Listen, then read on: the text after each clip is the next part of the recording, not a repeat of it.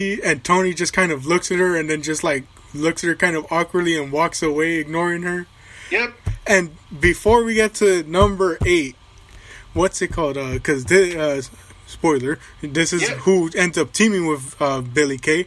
I thought this whole build-up was gonna be for the fact that she was gonna keep trying until Peyton Royce came out, and then they were gonna do it. It comes up later. I was real frustrated that it didn't end with Peyton Royce's music and them teaming up as you described, Jack. We all were waiting for it.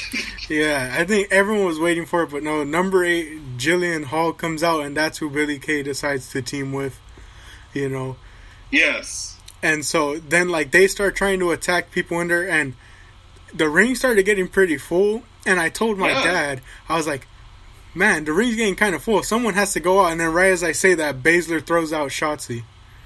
First eliminated. Yeah, and my dad was upset, but then I thought about him like, obviously WWE's not telling that story, but it's the story I like to tell myself because I keep like track of a lot of things. I was like, I'll look at this as that's Baszler getting back at Shotzi for last year when NXT had the Battle Royale for number 1 contender and Shotzi threw her out. I was like, I'll look at that as history. Yeah, I was like, I'll look at it as that. And so then number 9, Ruby Riott comes in. And this is where Billie starts becoming more enjoyable, is her still trying to be all friendly with the Riot Squad, and like Jillian tries to go after Ruby, and she's like, no, she's friendly, she's with me, and then the entire time, like, Ruby's trying to get away with her and do her own thing, and you just see Billie following her, trying to help her no matter where she goes. Billie does this incredible thing just with a look at her hand. She's got Jillian Hall at her right, and she's looking at Ruby, and she's pointing at each of them. It's impossible to describe in an audio podcast, but what she's doing with her face, her eyebrows, and her hands, she's going, her, you, this, is it happening? Like this tandem of Jillian Hall from the 2010s, Billie Kay, and Ruby Riott. It was great. It was just, like, it was the visual embodiment of, And then so at number 10, Victoria comes out, return. I was excited to see her. Yeah, really exciting to see her. And like they let her have a good showcase, but like as my dad was kind of saying with a lot of the people who return, they don't give them that long. They just give them kind of that moment to like show off that they still got it, for the return. What's funny? I was thinking about while Victoria was having her moment, like her moves seemed more impactful than like anybody in today's. But like, wow, like. Yeah, like I don't know. I don't know what it is about. They just look like they just hurt more. Yeah, and they showed it off when I forget who it was, but they hit her move, and then they looked at Victoria, and that's when Victoria got them and hit the move herself to show that like. Well, it was like the widow's peak on Peyton Royce, who's eventually going to come out. Yeah, Peyton Royce is next. She's number 11. Yeah, and. I just love that they're trying to show that Billie's trying to stay all buddy with the Riot Squad, but this is her old mate, and you see them go to do the Iconics pose, and then Peyton does it, and then Billie's about to do it, but she sees Ruby staring at her, and that's when she doesn't do it. Billie, like, doing that all, again, it's the visual embodiment of a sound, and that sound this time is, it's so good. Like, for the two, like, so this was the Iconics moment, when they each had the arm of a person, and they looked up, and they realized where they were, That was pretty good. Yeah, I really liked that. Your story was better, Jack, but, like, the trajectory you painted, it was better. Yeah, I really love that. Number 12, Santana Garrett. Or Garrett.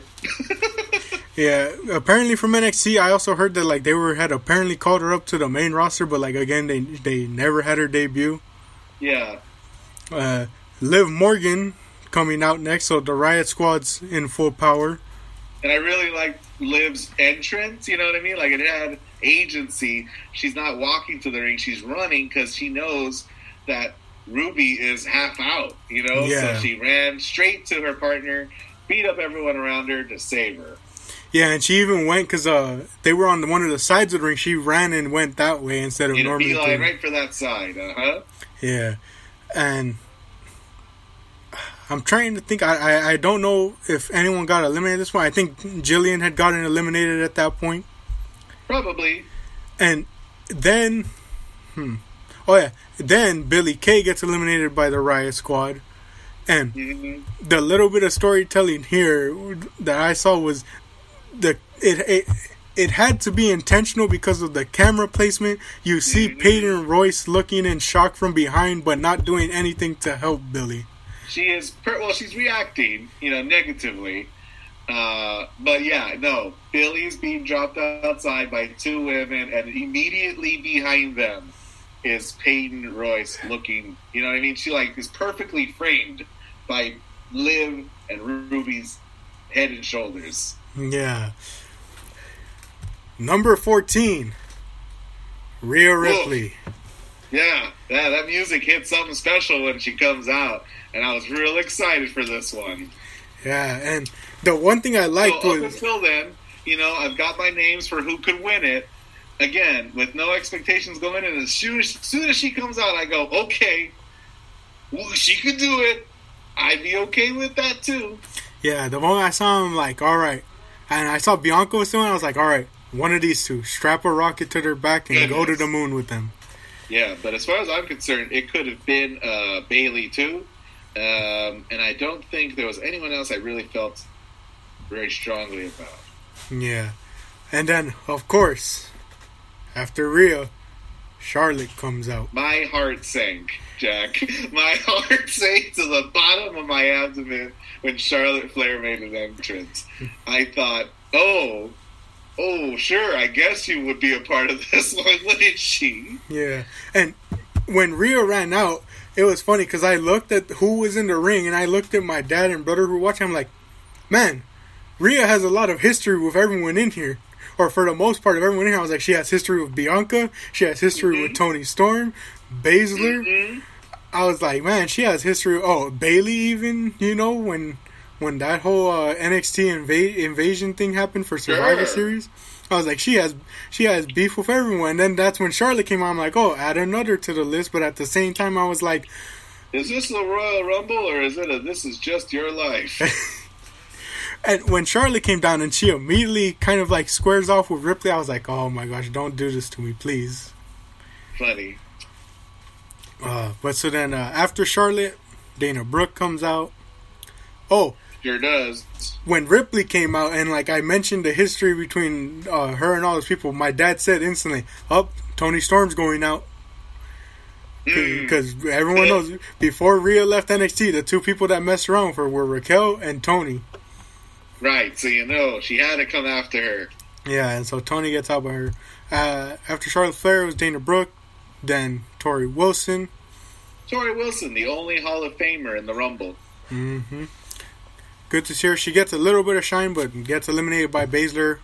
I think she had about 4 minutes in there, I think it says. Mm-hmm. And I always, recently with her appearances, I feel like she's more physical now than she ever was when she was on the roster. Yeah. Number 18, Ric Flair. Ric Flair, again, his music. The audacity of this man.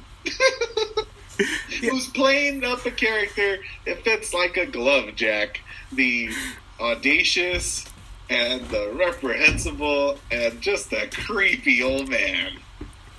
And Lacey Evans comes out with the exact robe that Charlotte had come out with earlier. And she's hamming it up. She, you know what I mean? It's just relishing in it. It's so wild.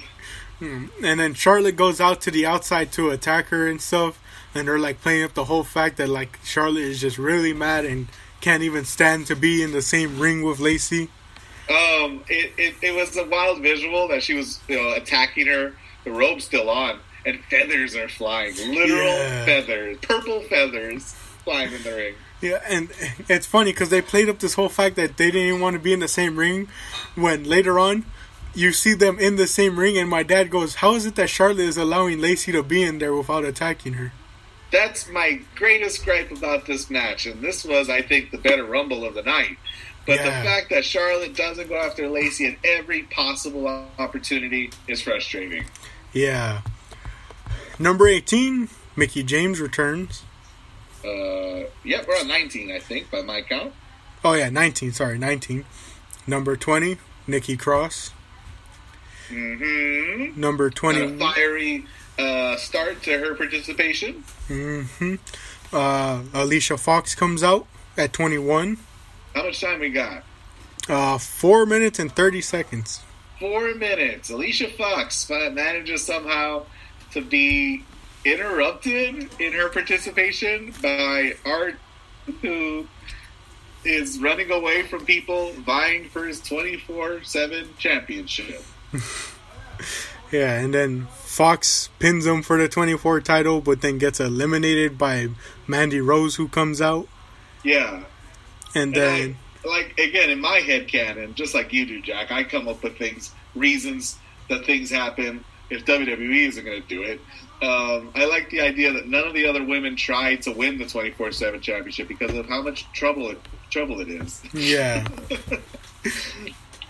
But so Mandy Rose comes out, and then 23, Dakota Kai.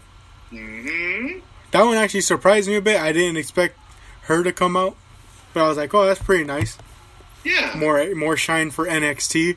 And again, more beef with anyone. Again, my headcanon, she stayed away from Baszler because she knows she does not want to mess with Baszler since NXT. Yeah. 24, Carmella comes out.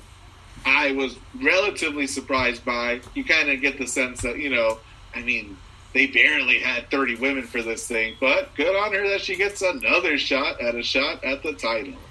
25, Tamina comes out, and she quickly eliminates Carmella. Mm-hmm. And I really loved that they did the spot where, the Reginald catches her, but then immediately, I think he slipped or someone threw, I think they threw another person at him, and so he dropped, they go to throw someone at him, and so he drops Carmella because he doesn't want to have her get hurt, but in the process Carmella's out. Yeah. A creative elimination for sure. 26, Lana returning. Interesting. The moment I saw it, I was like, all right, she's eliminating Jax or Baszler, mainly Jax. Again, like the Charlotte Lacey thing, she doesn't immediately go for them. Yeah. And it's frustrating. It was there and they didn't do it. Yeah. 27, Alexa Bliss. Mm-hmm. And with about 2 minutes before we close out, I'll just say what happens. Bliss comes out, and immediately everyone just goes after her. Because they know about the Fiend and stuff. But then what really weirded me out is they all beat her down, and then instead of trying to throw her out, they all slowly back up and then just stare at her. And that's when she sits up, and that's when the lights start going on, and you think, oh, she's going to do a transformation. And Ripley just comes up from behind and says, nope.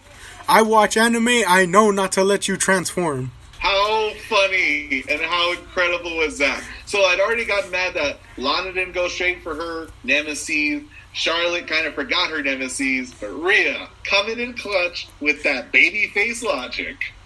Yeah. Alright, so... who's gonna win, Jack? Alright, so I didn't think this was going that long, but so with about a minute left, we'll close out here. We'll see you in part 2 of the next episode where we finish up the Women's Rumble and discuss the rest of the Rumble. So we'll see you in the next episode. See you there.